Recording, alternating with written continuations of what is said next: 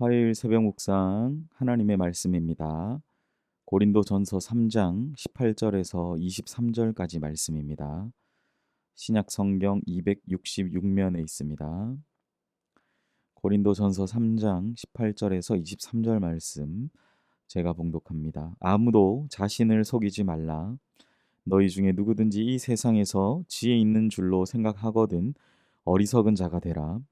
그리하여야 지혜로운 자가 되리라. 이 세상 지혜는 하나님께 어리석은 것이니 기록된 바 하나님은 지혜 있는 자들로 하여금 자기 꾀에 빠지게 하시는 이라 하였고 또 주께서 지혜 있는 자들의 생각을 헛것으로 아신다 하셨느니라. 그런즉 누구든지 사람을 자랑하지 말라. 만물이 다 너희 것임이라. 바울이나 아볼로나 게바나 세계나 생명이나 사망이나 지금 것이나 장래 것이나 다 너희의 것이요 너희는 그리스도의 것이요 그리스도는 하나님의 것이니라. 아멘.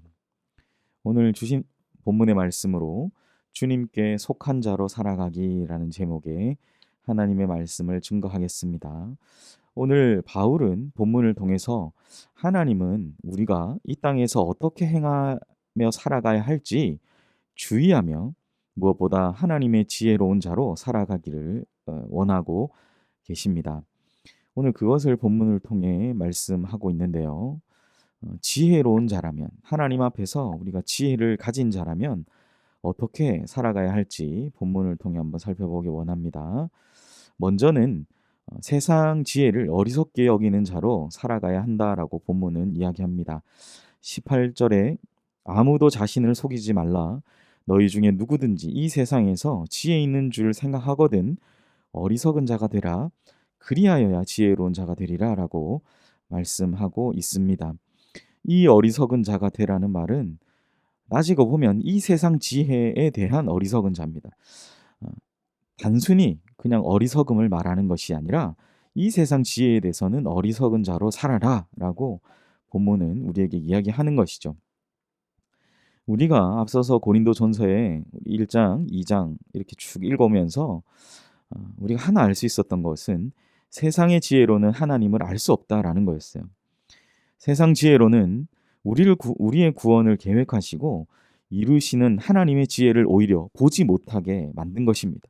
내 스스로 잘났다고, 내 스스로 똑똑하다고 세상 지혜로는 그렇게 말할지 몰라도 하나님의 지혜는 오히려 알지 또 보지 못하게 만든다라는 거예요. 그래서 바울은 누구든지 이 세상에서 지혜 있는 자라고 스스로 생각하거든 정말로 지혜 있는 자가 되기 위해서 차라리 이 세상 지혜에 대해선 어리석은 사람이 되라라고 권면합니다.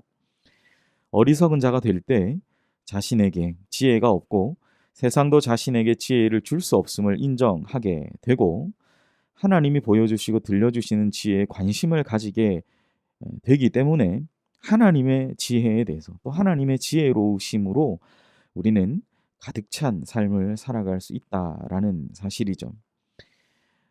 세상의 지혜를 버리고 정말 이 세상의 소리에 무감각한 자가 되셔서 하나님의 지혜를 붙들며 살아가시는 복된 이하로 되시기를 소망합니다.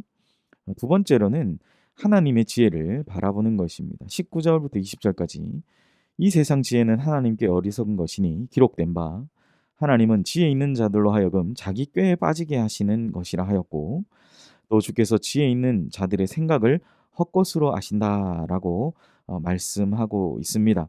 하나님 본문을 통해서 세상의 지혜가 어리석은 것이라고 분명히 말씀하십니다. 눈앞에 보이는 것이라 뭔가 내 손에 붙잡은 것 같고 어 뭔가 이룰 것처럼 그렇게 보이지만 이 세상의 지혜는 하나님이 말씀하시죠. 헛된 생각에 불구하고 스스로 이루었다고 여기는 순간 자기 꾀에 빠지는 결과를 초래할 뿐이다라고 말씀하십니다.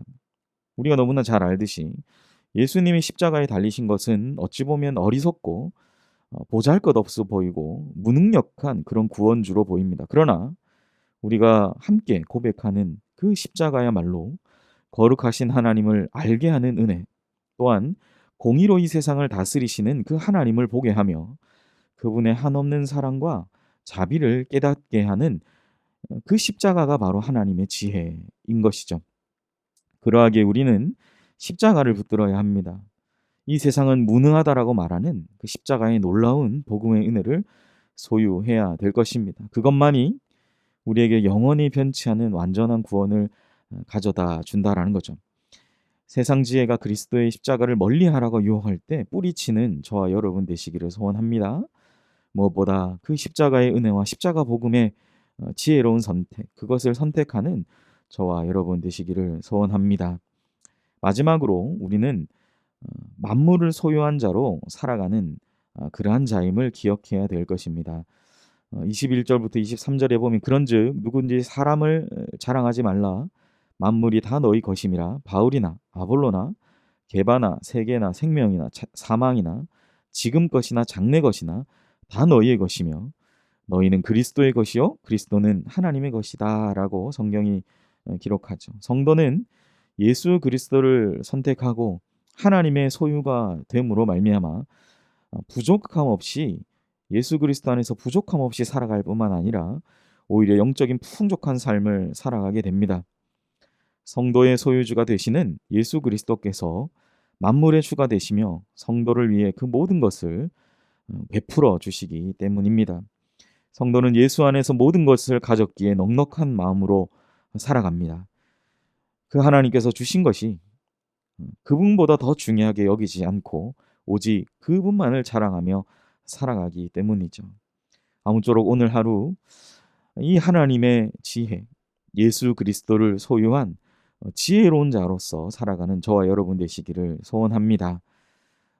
마지막으로 성도는 세상 지혜를 어리석게 여기며 하나님의 지혜만을 바라오며 만물을 소유한 자로 살아간다라는 사실을 기억하며 오늘 주신 말씀 주님께 속한 자 그리하여 주님께 속한 모든 것을 소유한 자로 살아가는 진정한 지혜로운 자의 모습을 가지고 소유하고 살아가시는 우리 귀한 연희교회 모든 주님의 백성들 되시기를 주님의 이름으로 간절히 축복합니다. 기도하겠습니다.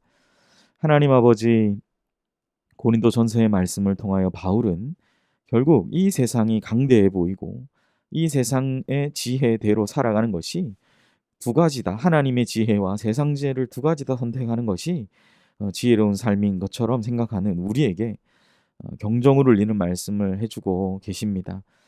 배설물과 같이 세상의 모든 것을 버리고 나는 오직 예수 그리스도 아는 지식만을 붙들며 살겠다고 다짐했던 바울의 고백처럼 오늘 하루 우리가 주님께 속한 자로 살아가 주님이 우리에게 허락하신 이 모든 만물을 소유한 정말 풍성한 자로 살아갈 수 있도록 우리 사랑하는 연희교회 모든 식구들 주께서 기억하여 주시옵소서.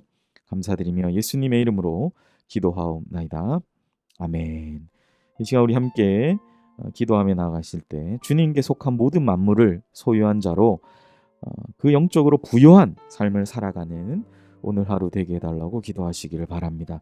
두 번째는 계속 우리 담임 목사님 청빙을 위해 기도하는데 연희교회가 한 몸을 이루는 지체로서 머리 대신 예수님의 말씀과 뜻을 잘 전달할 수 있는 준비된 목회자를 모시도록 성도들의 영혼을 사랑하고 푸른 초장으로 인도하며 영혼의 생수를 마시며 성장시키시는 목회자를 모시도록 또한 세 번째 사람의 생각과 방법이 아닌 오직 주님의 뜻과 방법으로 준비된 목회자를 모시도록 기도해 주시기를 바랍니다.